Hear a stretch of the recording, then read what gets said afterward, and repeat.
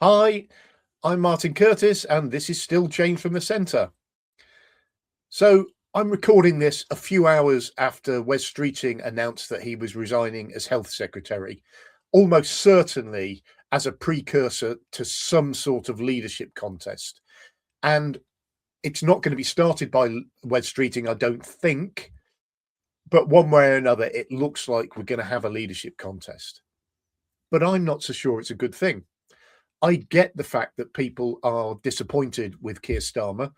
I get the fact that there are so many councillors that lost seats last year that will be really, really disappointed and upset and obviously baying for blood.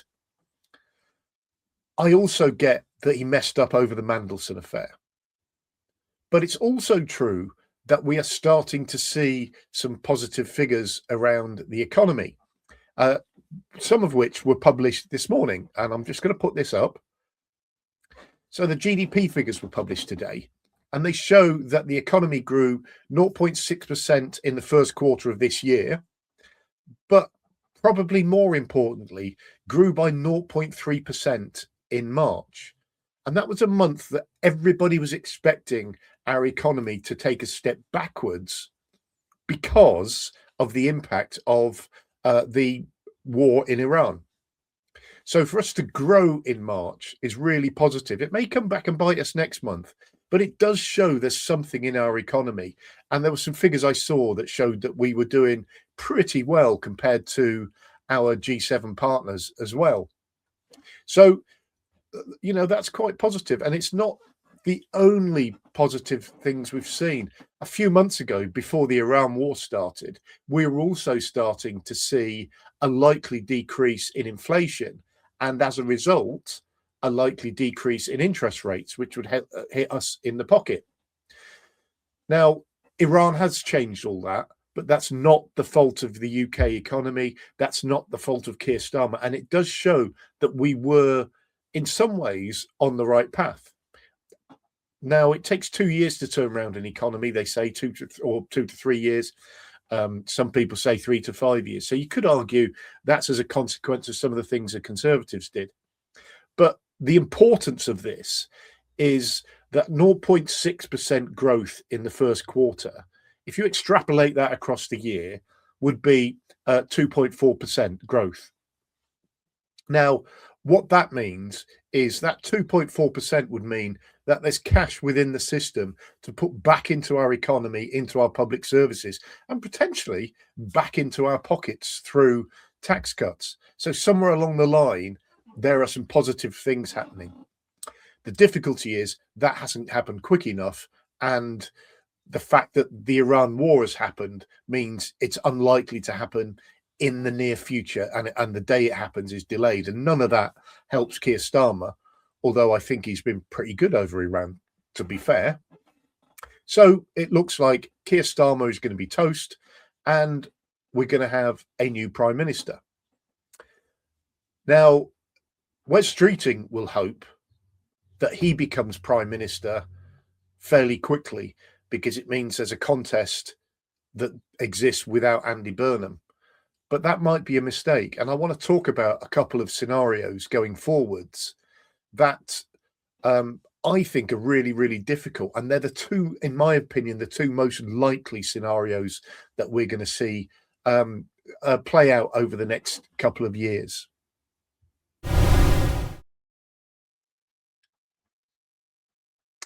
Now, the first scenario I can see is the one that I think Wes Streeting wants, although I'm not 100% because there was some suggestion in his letter that this isn't what he wanted, but I take that with a pinch of salt, to be honest. But that is a very, very short contest in which he is knighted as our new prime minister. Now, I think there would be a contest of some sort. I think it would be fairly quick in those circumstances.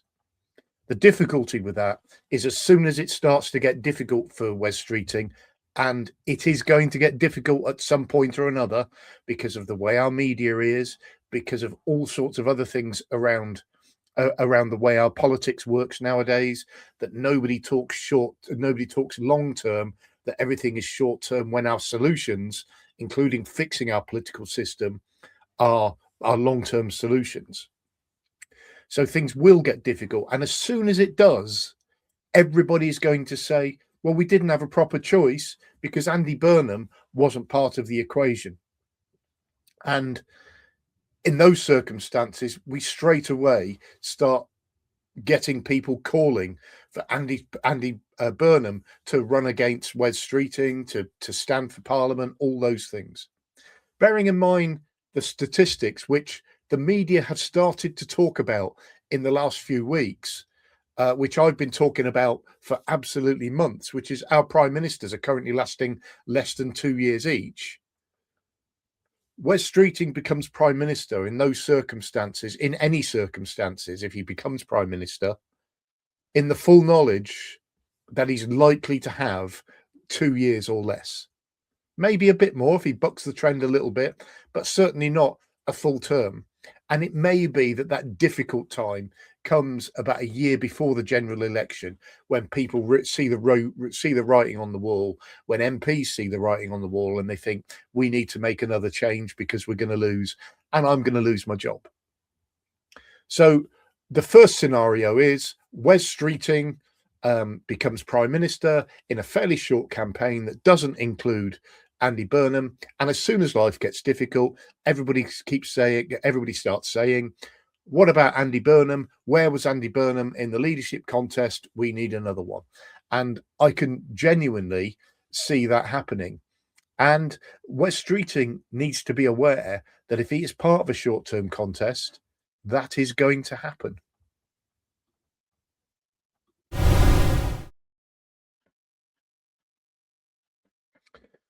So the second scenario, and there is actually a third one, which I suppose I ought to talk about, which I'll come to in a minute. But the second scenario is Keir Starmer sees the writing on the wall and he makes a decision to stand down, but allow a slow transition, partly so that Andy Burnham can come in, but also to give a little bit more time and for Labour Party membership to think a little bit more and give them a bit more time to make a decision. There are a number of things that I think are complicated with this scenario. The first one is the Andy Burnham factor. And I'm not a Labour voter, by the way. Historically, I've been a Conservative voter, but as you know, I'm not a fan of the Conservative Party as it is at the moment. If I was a Labour voter in a constituency in which Andy Burnham had been parachuted in order to become the King of the North as a Member of Parliament, I think that I wouldn't vote for him, because I would think that my vote is being taken for granted.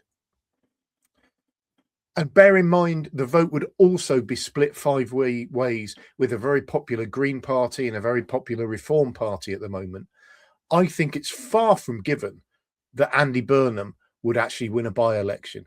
Can you imagine the chaos in the Labour Party if they've set things up for a timetable for a leadership election that involves Andy Burnham, but Andy Burnham doesn't get elected? I think there would be absolute chaos. I also think a lot of people would find that circumstance unforgivable. The second danger of this scenario is that as the candidates emerge, there's a huge amount of time for their dirty washing to be aired in public. And we know the way our media work, and they will be looking for that stuff. And there is a real danger that the Labour Party membership and the trade unions and the mechanism they use to pick their leader end up with a leader that already has a significant set of negative issues sat behind them, so that it's very, very hard for them to get on the front foot and become popular. And you've therefore got a prime minister who's on the back foot right from day one. That guarantees, once again, a pathway towards another leadership election in a couple of years' time. So I think that scenario of a longer campaign is difficult. The other thing that's difficult with it is that while that long campaign is happening, The King's Speech isn't getting enacted. There are things happening within government that won't happen because all of our ministers, all of our members of parliament will be absolutely obsessed with this leadership campaign. And although they will say what they're not, and they'll say it's business as usual, that absolutely will not be the case. And you can effectively say that if there is a leadership election between now and September for the party conference season, you can say that the business of government, at the very least, will substantially slow down. That in itself might cause some issues as well. So I don't think that second scenario is a particularly good one. So the third scenario, I suppose we should talk about, is that it's possible that the Labour Party has a leadership election, they get a new prime minister, the new prime minister is very, very popular, and the Iran war gets dealt with as well. And so the positive things around the economy start to come to fruition and people start to feel better off. And in that scenario, you could see a situation in which a prime minister lasts longer than 2 years, potentially beyond the next general election. I'm very, very doubtful. One of the things you have to understand about these 2-year elections is it's not just about how popular the prime minister is amongst us, the voter. It's also about the leadership ambitions of the people that sit behind him, the ministers behind him, and all those things.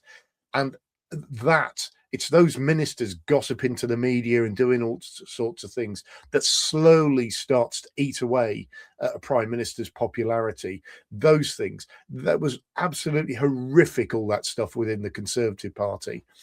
And that won't have gone away. So I don't think that third scenario, however well the economy does and other stuff, I don't think that third scenario is one that we can have any confidence in. And I think that is an absolute shame. It's a horrific statement about the state of our political system, which, fundamentally change from the centre is about improving. But what I think is really, really interesting is we're starting to see some of that emerge in media commentary. Whether it continues to come out in media commentary, I'm not sure. But I think people are starting to get a sense that all is not well. I've heard people talking about the fact that our democracy is now a second or third rate democracy because of the way we're changing prime ministers all the time. It's an absolute shame. I really wish it was different. And I hope my predictions about this Labour leadership election are wrong. I would like to see a stable government right through to the next general election so that we can see proper performance measured and assessed and judged when we make a choice about who we vote for next time. But I just don't see it happening. Anyway, thank you very much for listening. Really, really appreciate it. Thank you very much for watching. Like you did last time, please feel free to comment. I will try and comment back. But thanks once again for taking your time to listen to what I've got to say.